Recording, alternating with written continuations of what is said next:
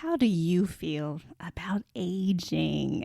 Oh, yeah, that's right. Heather Creekmore here. Glad you're listening to the Compared to show. Today, we're talking all things aging as a celebration of my brand new 30-day devotional, Aging Gratefully, which releases today. I hope you'll go grab a copy. Did you know that the fear of aging is technically called Jurassicophobia? And some studies show that it's 25-year-olds who struggle with it the most. Yeah, so it's not just those of us facing the big 40, 50, 60, 70 birthdays that are worrying about aging. Even those facing the big 30 are worried about it. Oh, why are we so concerned about getting older? What are we believing from this culture? Why? Why is it so hard to be thankful that our bodies show that we've been around a little longer? Oh, friends, there's good stuff here. And I think you're really going to love my brand new book. It might make a great Mother's Day gift or a present for a woman that you know may be stressing a little bit about getting older. It's not all about body image. I talk about everything from learning how to say no in an appropriate way, to learning to surrender control, to what do you do when your memory fades, to how do you handle the loss we feel as we get older and lose loved ones, to empty nest, to a different season of marriage. Oh, there's so much good stuff in here. So go check it out. You can grab it wherever books are sold. It's called Aging Gratefully, a 30-day devotional for women. I think you'll love it. And today, and really all the rest of this month, we're talking about aging on the show. We're going to talk about a biblical view of Botox. Yes, I see you. I know you had that question. We're going to talk about all the things we do to try to hide how aging is happening to us. Hey, if you're new to the show, I'm glad you're here. You can go to improveBodyImage.com and learn more about me and the podcast and even find recommended playlists of episodes that you might want to start with because, hey, there's like 400 of them now. So where do you begin? We're going to help you out. Go to improveBodyImage.com. You can learn more. Let's get to this great conversation on aging. Here we go.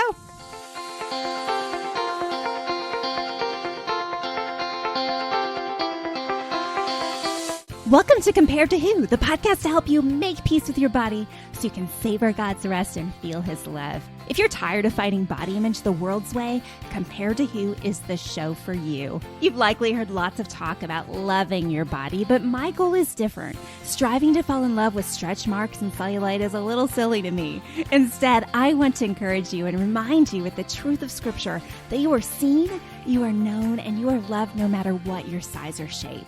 Here, the pressure is off. If you're looking for real talk, biblical encouragement, and regular reminders that God loves you and you're not alone, you've come to the right place. I hope you enjoy today's show, and hey, tell a friend about it. Well, today I'm just super excited to introduce you to my latest book, baby. That's kind of how it feels when you write a book and then release a book. It's like having a baby.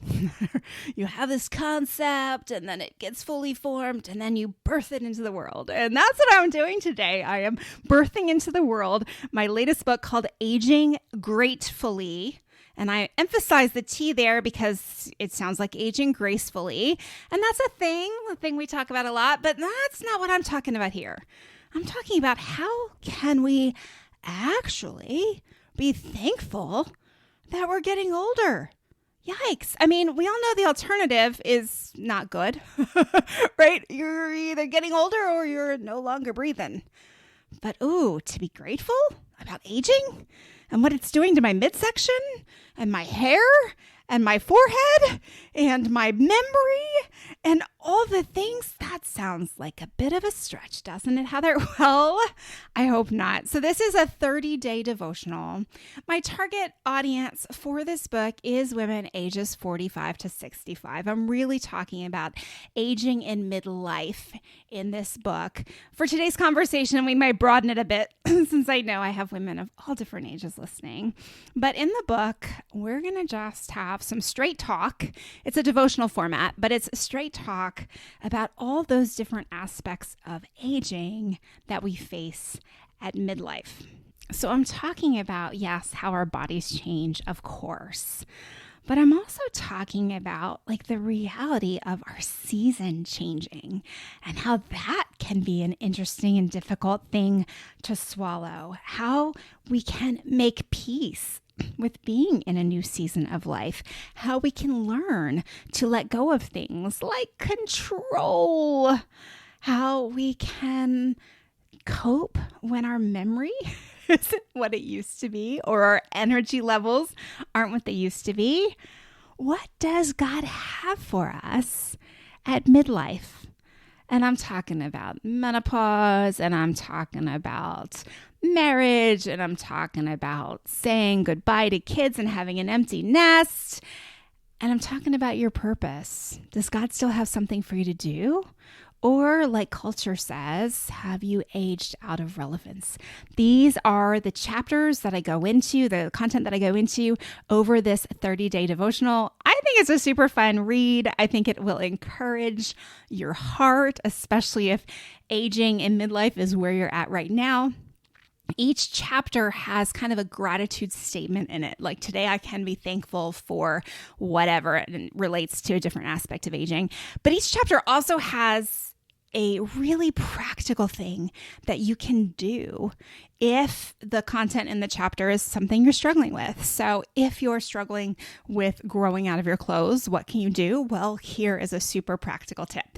So I think you're going to really enjoy and appreciate that about the book too. So I hope you'll go check that out. It's wherever books are sold. You can grab one on Amazon. You can learn more about it on my website. It's our Daily Bread Publishing, so you can grab one straight from them if you prefer. I just really pray it encourages you. But today, I want to talk about aging. Why are we so afraid? I mentioned that in the intro, Jurassicophobia. Why are we afraid to age? And I think, there's a number of reasons, but I think part of it is it's something that happens to us that we have very little control over. And most of us that struggle with body image and food, we really enjoy having control over things. I think part of it too, especially for those of us that are older, is like through our 20s and 30s, we were told you can just do this and then you'll get this outcome. And then you wake up one morning and you're 49 years old and you're like, whoa, I did this and I still have this outcome. Aging is real. Okay, maybe that's just my story. But I think it's hard to walk in a season where you can't necessarily just do things like you did them before, where things have to change. And, let's be honest, right? Change is hard no matter when it comes, right? I remember the change from college to being out on my own. That was hard change, right? The change from, being a 20-something to turning 30. That was a big deal for me. I remember thinking like, wow, this is big. I remember thinking I am old now. And in part, I was kind of happy about that because my jobs, I kind of had to pretend I was older than I was a lot of the time. So in some ways, I was happy to finally be able to say, as soon as I turned 30, I said I was in my early 30s. But the other part of me was like, whoa, 30, what does this mean? There's always fear and uncertainty when we enter a new season. And I would say especially so in midlife, right? So let's just talk hormones for a second because they're real.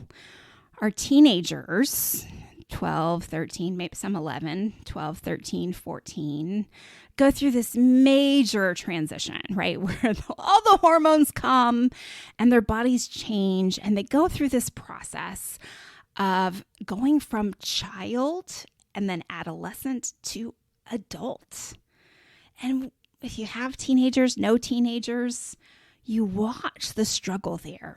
Sometimes there's some moodiness, but their bodies change. I have a 17-year-old son and a 16-year-old daughter, and they don't look the same as they did when they were 14 and 13.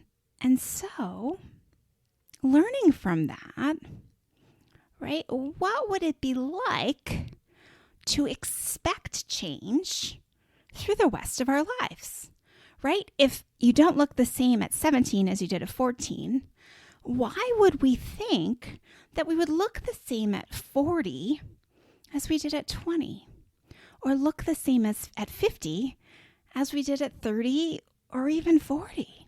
Why would we think the transition out of the season of life where your body has transitioned so that you can have and bear children?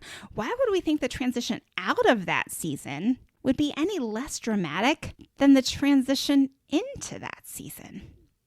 And yet, let me tell you what's happening to me. I'm 49 years old, at least for a couple more months. I'm going to cling to that for a second here. But I'm 49 years old, and the marketing messages I get are all about how I can control, how I can make sure that aging doesn't happen to me. I can use this cream, I can take this supplement, I can do this exercise, and you'll never know that I'm 50. But is it true? Or is my reality that my body's aging? You know, there might be some things I can do to keep my skin moisturized or stay in better shape. Oh, but regardless, the changes are here. Has that been your experience too? Let's talk more about that right after this quick break. So just to recap where we've been, I think our number one struggle with aging is that we may feel out of control. This is something that happens to us that we didn't necessarily sign up for. And when it happens to us, it's a little shocking. I think sometimes we convince ourselves that maybe we'll avoid it, and then it happens, and it's a bigger shock. But the other thing I think we need to consider, the other reason why I think we really struggle with aging, is because we're afraid we'll no longer be relevant. We live in a culture that admires and worships youth. And we watch, in our celebrity culture, we watch women especially age out of relevance, right? A woman gets to a certain age and she can no longer play the part of the, young woman who falls in love. The only part she can play in the movie or television show is of like mom or grandma or stepmom, right? She ages out of, and I'm going to say it this way, the heroine role. And I think that message seeps into our hearts that we can no longer be the heroine. We can no longer be the star that matters in the show of our lives. But is that true? Now, yeah, okay, it is true. If you're a YouTube star, maybe you'll experience some of that, right? Like maybe there are roles that you can't get anymore, of course. But that's not what I'm talking about. I'm talking about your life and my life. Like, do we age out of relevance? I can tell you for sure, as a mom of teenagers, I feel like my job now is more important than ever, and maybe harder than ever too. Am I aging out of relevance in my home? Absolutely not. Does my husband still need me? Absolutely. Does my church still need me? I think so.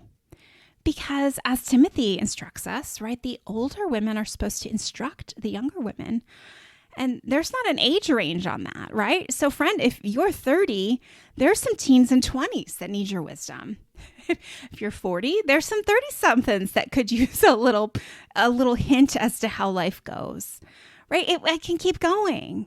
There's someone younger than you that could use your encouragement, your wisdom, your life experience to help them along. So are we really aging out of relevance? I think that's a worldly way to look at it. I think Scripture would say just the opposite. The more wisdom I experience because of life spent walking with Jesus, the more wisdom I have to share with younger women, and my own children included. Biblically, we don't age out of relevance. The other thing I think that we fear when we reach a certain age is like, is God done with me? Like, is there anything that I can do with my life now that I'm 40 or 50 or 60? Or maybe you're an empty nester and your role was primarily taking care of those kids, or that was the role that you enjoyed most. And they're gone. They're off in college or they're adults now and they don't need you as much anymore. What does that look like? That part part of aging is challenging. And I think it can feel like my purpose is gone. But biblically, again, that couldn't be further from the truth. And I know that y'all who have adult children know that you still have a very important role, because you need to be there when they call and need advice, or when they need money, maybe. I don't know. I'm not there yet. When they need someone to help them with laundry or how to cook a turkey, right? Who do they call? They call mom. So it's an interesting thing that we should feel shame, because that's really what it is, right? That we should feel shame around aging. Because although our role is changing, our body is changing, our season changes, there's nothing to be ashamed of there. It's just different. We still have something to do. You know, I researched women who didn't actually find their jam or find their career, find their sweet spot until after age 40. And it's kind of a long list. It's kind of interesting.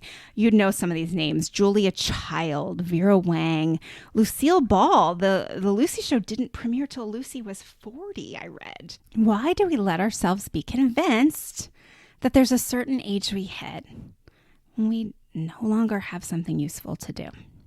It's just not true. So we've talked about how difficult it is because we can't control aging. We've talked about feeling like we've aged out of our purpose or relevance, or we no longer have the same job to do. But as we close today, I want to talk about aging in our bodies. And we're going to talk about hair first. Okay, now for some of you, the aging reality is the thinning hair, not having the thickness or amount of hair that you had before. But I want to talk about coloring your hair. I've got a whole chapter in this new book on going gray. Now, let me let you off the hook, right? There's like no biblical mandate that you have to go gray. We have freedom around whether or not we choose to color our hair. But I thought it was really fascinating as I researched like the history of hair color and coloring hair. So back in the 1700s, if you had powdered hair, because people would powder their hair so it would look gray, like that was a status symbol. Gray hair meant you had wisdom and righteousness, which is why politicians, like you've seen the movies of the politicians from the early days, or like, you know, the British Parliament, all of those guys in there, they would wear wigs. They're gray wigs, or they would powder their natural hair color so it would look gray, because this gave them credibility. So isn't that interesting? 1700s, I'm going to say 1800s, even into the 1900s. If you have gray hair, you have status, you are credible, because we know that there's wisdom, hard-earned, hard-won wisdom that came with that gray hair. But in 1943, a little company called Clairol had finally mastered a safe home hair coloring product. And they had one mission, and that mission was to get women coloring their hair at home. Enter what they call the gray scare. So advertising messages in the late 40s, 1950s told women that gray hair would ruin romance. Another campaign around the same time encouraged women not to be left buried under dull, drab, colorless hair. And here's what happened with these marketing messages. In the 1950s, only 7% of women dyed their hair. But after a few more decades of messaging, such as 1970s, remember what Clairol told us? They told us that you are worth it. And in the 1980s, we had to wash that gray right out of my hair, right? By the 1980s and really till now, 75% of women color their hair. Now, some men do too, but by and large, men are told that they look distinguished with their salt and pepper hair. But women are forced, or shall I say coerced, to cover up their grays. Using this as our illustration for how our bodies change and what the difference is between what the word says about that and what the world says about that. The world says gray hair means a romanceless marriage. It means you're buried under dull, colorless hair, right? All these drab things that are associated with gray hair according to the world. But what does the word say? Proverbs 16:31. Gray hair is a crown of glory. It is gained by living a godly life. The wisest man who ever lived called gray hair a crown, not a curse.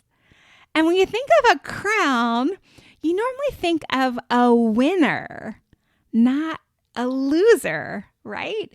But isn't that a completely different message than what the marketers have told us for the last several decades? I mean, think about who wears crowns. Well, like Olympic champions used to wear crowns, like Miss America wears a crown, kings and queens, they wear crowns. That's what King Solomon tells us our gray hair is to be.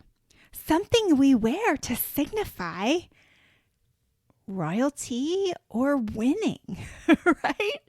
Well, biblically, if you're going gray, you're winning. That's your good news for today. No matter what age you are winning. And culturally, it's not the same. And so, friend, just like all the other body image issues we talk about, all the different angles on things we struggle with, right? We have to decide. Are we going to take what the world says about aging and make that our reality and always be trying to look younger? Trying to make 60 the new 40 was the email I got the other day, right? Like, is that going to be my mission through midlife and beyond? To make sure that you don't know what age I am, to make sure I look younger, to try to stop the natural aging process? Or can I continue to live on mission for what God has for me to do? Even if my body is changing, even if my hair color is changing, even if I don't look as young as I once did. What if God has an even bigger role for me to play now that I'm older? What if the expectation is that I do even better at loving Him and loving others? And I don't mean better in like a comparison or like bondage, like should all over yourself kind of way. I'm not talking about that. But I'm talking about this reality that as we age, as we should be growing with Jesus, we should be growing in maturity. As my body shows signs of maturity, aka aging, so should my heart be maturing and aging. Some of those things that bogged me down in my teens and my 20s and my 30s, they should be less bogging right now. Because of the experience I've had walking with Jesus for so long, because my eyes are fixed on Him. And as I draw closer to Him, the things of this world grow strangely dim. And it's not just because I'm over 40 and need glasses now, right? What would it look like to age gratefully, thankful for these years, and then looking back on the years and experiences I've had that show me that I can continue to trust the Lord to lead me. I mean, for me, I've been walking with the Lord for decades. And I will say, and I talk about this in the book, when I'm faced with something where it's a challenge of my faith, where it's like, this is scary. It doesn't seem like God's going to show up in this. Like, how is God going to work this out? How is He going to provide here? How is He going to make this happen? This seems pretty impossible. When I have that experience, now that I'm older, I have more years of experience of watching God show up that I can lean on. And I can say, you know what? I remember that time when I thought He wasn't going to show up and He did. And wow, it was amazing. So I know that my God is the same yesterday, today, and forever. I know I can trust Him. You know, aging sometimes for some of us looks like a diagnosis. It looks like a new battle with health that we never expected or never wanted to face. Can we trust Him to walk with us in that? Can we trust that He hasn't abandoned us or forsaken us and be like, oh, whoops, I forgot about you. Now that you're 50, whoopsie, sorry, oversight. I was too busy taking care of the 20-somethings and the 30-somethings, and let that happen to you. No, like, He's still there. He's still walking with us. leading us and guiding us, even if the new season feels uncomfortable, strange, or even scary.